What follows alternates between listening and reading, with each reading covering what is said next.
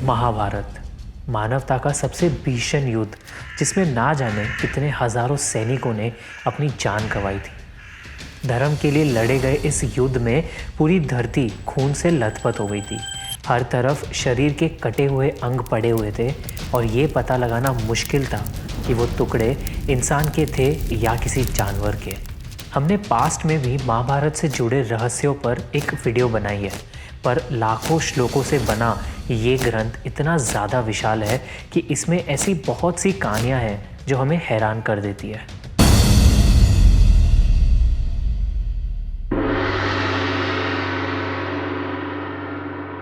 काशी की राजकुमारी अम्बा के शिखंडी बनने की कहानी तो आपने सुनी ही होगी।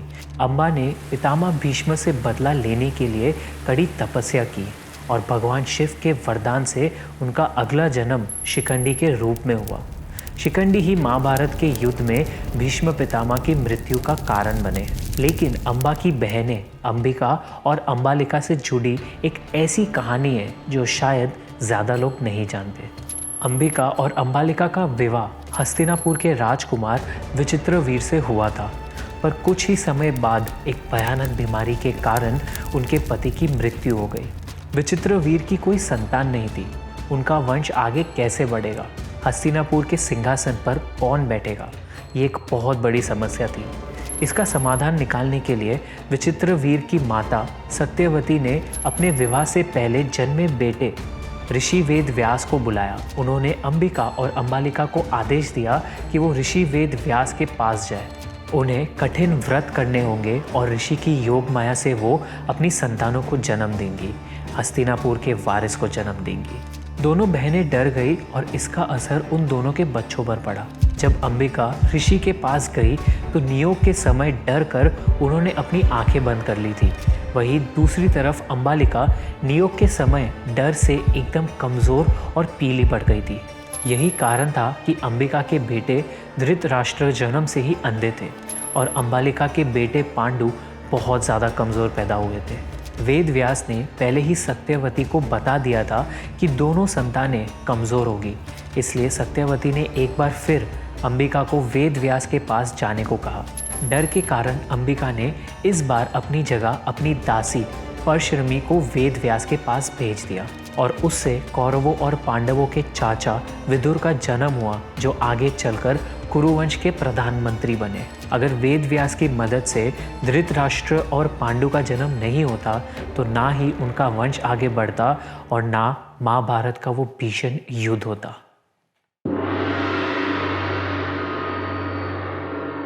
महाभारत के युद्ध के बाद पांडवों ने कई सालों तक हस्तिनापुर पर राज किया था।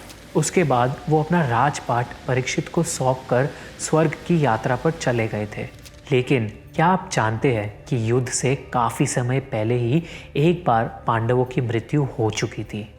पांडवों के 12 साल के वनवास के कुछ आखिरी दिन, द्वैतवाना के जंगल में भीषण गर्मी के दिन और तालाब के किनारे खड़े युधिष्ठिर के सामने ज़मीन पर पड़े हुए उनके चारों भाइयों के मृत शरीर। एक दिन जब गर्मी के कारण पांडवों को बहुत प्यास लग रही थी, तब नकुल पानी की खोज में एक तालाब के पास जा पहुँचे। उन्होंने सोचा कि पहले खुद पानी पी लिया जाए और फिर अपने भाइयों के लिए पानी ले जाया जाए। लेकिन जैसे ही वो तालाब का पानी पीने के लिए नज़दीक गए, उन्हें एक बुलंद आवाज़ ने रोक दिया। वो एक यक्ष था जिसने नकुल से ये कहा कि अगर उसे इस तालाब का पानी पीना है तो पहले कुछ सवालों के जवाब देने होंगे। पर नकुल इतने प्यासे थे कि उन्होंने उस आवाज़ को अनसुना कर पानी पी लिया और इसका परिणाम ये हुआ कि पानी पीते ही नकुल की मृत्यु हो गई। जब बहुत समय तक नकुल वापस नहीं लौटे तो उनके भाइयों को उनकी चिंता होने लगी, इसलिए उन्हें ढूंढने के लिए सहदेव को भेजा गया। जब सहदेव तालाब के करीब पहुंचे, नकुल को मृत देख वो एकदम चौंक गए।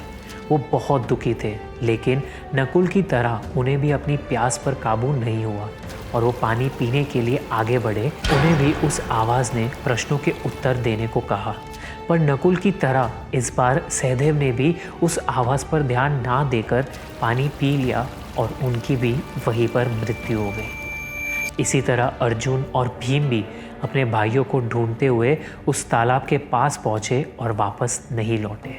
आखिरकार अब युधिष्ठिर की बारी आई। वो उस तालाब के किनारे पहुंचे और उन्होंने देखा कि उनके चारों भाइयों की मृत्यु हो चुकी है। युधिष्ठिर बहुत ज़्यादा दुखी हुए और प्यास से उनका गला और ज़्यादा सूखने लगा। वो जैसे ही पानी पीने पहुँचे, यक्ष ने उनसे फिर वही कहा, पहले तुम्हें मेरे प्रश्नों का उत्तर देना होगा, वरना तुम्हारी भी मृत्यु हो जाएगी। युधिष्ठिर ने यक्ष की बात मान ली और उनके सवालों का जवाब देने लगे। हवा से भी तेज चलने वाला क्या है? मन। पृथ्वी से भारी क्या है? माता। आकाश से ऊंचा क्या है? पिता। इस तरह यक्ष के सभी सवालों का सही जवाब देने में युधिष्ठिर सफल रहे। तो यक्ष ने उनसे खुश होकर ये कहा कि युधिष्ठिर अपने किसी एक भाई को वापस जीवित करवा सकते हैं। तब युधिष्ठिर ने उनसे नकुल को जीवन दान देने की विनती की। यक्ष ने जब पूछा कि वो भीम या अर्जुन को क्यों नहीं चुन रहे हैं, जो युद्ध में उनकी विजय हासिल करने में उनकी मदद कर सकते हैं, तो इस पर युधिष्ठिर ने उनसे कहा कि वो खुद कुंती के पुत्र हैं और इसलिए माता माद्री का भी एक पुत्र जीवित होना चाहिए। यक्ष प्रसन्न हो गए और उन्होंने नकुल के साथ भीम, अर्जुन और सहदेव को भी जीवित कर दिया। और फिर यक्ष अपने असली रूप में सामने आए। वो और कोई नहीं बल्कि युधिष्ठिर के पिता धर्मदेव थे, जो अपने पुत्र की परीक्षा लेने आए थे। श्री कृष्ण अर्जुन के सारथी, धर्म के रक्षक और पापियों का नाश करने वाले। पर एक व्यक्ति ऐसा भी था जिसके पापों को, अपमानों को श्री कृष्ण नज़रअंदाज कर देते थे। जब युधिष्ठिर ने इंद्रप्रस्थ में राजसूय यज्ञ का आयोजन किया तो पितामह भीष्म ने श्री कृष्ण को मुख्य अतिथि बनाया था। उनका ये फैसला चेदी के राजा शिशुपाल को मंजूर नहीं था। शिशुपाल ने भीष्म और पांडवों का अपमान करना शुरू कर दिया और श्री कृष्ण को भी बहुत खरी खोटी सुनाई। लेकिन श्री कृष्ण ने इस अपमान का कोई जवाब नहीं दिया, क्योंकि वो एक वादे से बंधे हुए थे। वो वादा क्या था? दरअसल शिशुपाल श्री कृष्ण की बुआ के बेटे थे। जब शिशुपाल का जन्म हुआ, उनका रूप साधारण नहीं था। उनकी 3 आंखें थी और 4 हाथ थे, और साथ ही एक ऐसी भविष्यवाणी हुई थी कि शिशुपाल का रूप उस दिन साधारण हो जाएगा जिस दिन वो अपना वध करने वाले की गोद में बैठेंगे। ये बात से श्री कृष्ण की बुआ बहुत ज़्यादा परेशान थी। एक दिन जब उन्होंने शिशुपाल को श्री कृष्ण की गोद में रखा, उसी समय उसकी 1 आँख और 2 हाथ गायब हो गए। श्री कृष्ण जानते थे कि शिशुपाल का वध उनके हाथों ही होगा। उन्होंने अपनी बुआ से वादा किया कि वो शिशुपाल के किए 100 अपमानों को भी माफ़ कर देंगे। कई वर्ष बीत गए। शिशुपाल रुक्मणी से विवाह करना चाहते थे, लेकिन रुक्मणी का विवाह श्री कृष्ण से हो गया था। शिशुपाल के मन में श्री कृष्ण के लिए घृणा बढ़ती ही चली गई। उन्होंने कई बार श्री कृष्ण का अपमान किया था और उन्हें हानि पहुंचाने की कोशिश की थी, पर श्री कृष्ण अपने वचन में बंधे थे। उन्होंने हर बार अपने अपमान के बदले कुछ नहीं कहा, लेकिन राजसूय यज्ञ के समय कुछ ऐसा हुआ कि श्री कृष्ण खुद को रोक नहीं पाए। अपमान करते हुए शिशुपाल ने श्री कृष्ण को उनसे लड़ने की चुनौती दी। क्षत्रिय होते हुए श्री कृष्ण इस चुनौती को ठुकरा नहीं पाए।